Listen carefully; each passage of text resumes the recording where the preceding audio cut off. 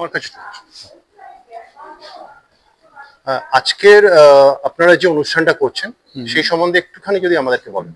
আজকের এই অনুষ্ঠানটি শুভ মুহূর্তে অনুষ্ঠিত হতে চলেছে। মূলত বাৎসরিক যে পুরস্কার বিতরণী উৎসব আমাদের হয় বিদ্যালয়ের, পাশাপাশি আপনারা জেনে রাখুন গতকালকে 8 দলীয় ফুটবল টুর্নামেন্ট হয়েছে এবং তার যে পুরস্কার বিতরণী ব্যাপারটা সেটা হবে।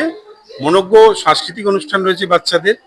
মূলত এই অনুষ্ঠানের মধ্যে দিয়ে আমরা মেসেজ দিতে চাইছি, আপনারা সকলেই জানেন যে আমাদের বাংলা মিডিয়াম স্কুলগুলো একটু পিছিয়ে যেন কোথাও যেন পড়ছে, সেই লক্ষ্যে আমরা যাতে ঠিকভাবে পৌঁছতে পারি, অর্থাৎ আমরা চাইছি যে ইংলিশ মিডিয়ামের কাছাকাছি পৌঁছানো এবং আমাদের বাংলা মিডিয়ামকে আবার পুনর্জাগরণের যে জায়গাটা সেটাকে ঠিকভাবে যাতে করতে পারি, সেই জন্যই আমরা computer education, AI, machine learning সহ ব্রেনওয়্যার ইউনিভার্সিটি আছে তার সঙ্গে আমরা টাই আপ করছি আমাদের বাচ্চাদেরকে যাতে যুগোপযোগী করা যায়, সেই লক্ষ্যেই আমাদের মূলত পথ চলা।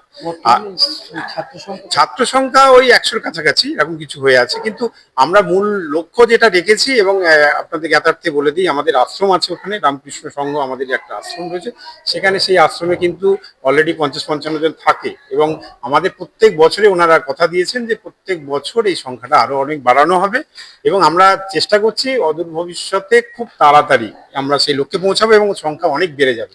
এই মুহূর্তে আমি এসেছি 5 ফেব্রুয়ারি 2026 এবং এই কয়েকদিনের মধ্যে আমি 3 জন স্টুডেন্ট এক্সট্রা নিয়ে চলে এসেছি আমাদের হুগলি বা বিভিন্ন জায়গা থেকে এসেছি। ঠিক আছে, আপনি বললেন আপনি ইংলিশ মিডিয়ামের সঙ্গে একটা তুলনা করলেন, একদম সেই জায়গায় দাঁড়িয়ে ইংরাজিটাকে কতটা জোর দিচ্ছেন? দেখুন, ইংরাজি গুরুত্ব দিতেই হবে।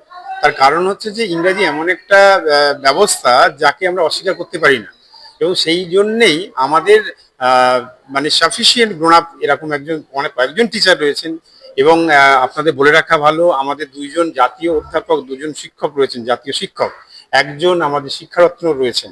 অর্থাৎ আমাদের যারা এখানে রয়েছেন তারা কিন্তু প্রথিতযশা বিদগ্ধ পণ্ডিত মানুষ। সেই জন্যে আমাদের ইংরেজির সঙ্গে প্রত্যেকটি শিক্ষাকে আমরা যথোপযুক্ত করে বাচ্চাদের জীবনের উপযোগী করার লক্ষ্যে কিন্তু আমরা করতে চাইছি, অর্থাৎ লাইফ ওরিয়েন্টেড শিক্ষা ব্যবস্থা দেওয়ার চেষ্টা করছি বিদ্যালয়ের পক্ষে। আচ্ছা, আপনার নাম এবং পরিচয়? আমি পার্থ ঘোষ, প্রধান শিক্ষক, হাওড়া রবীন্দ্র দেশবন্ধু বিদ্যালয়, হাওড়া 4। ধন্যবাদ।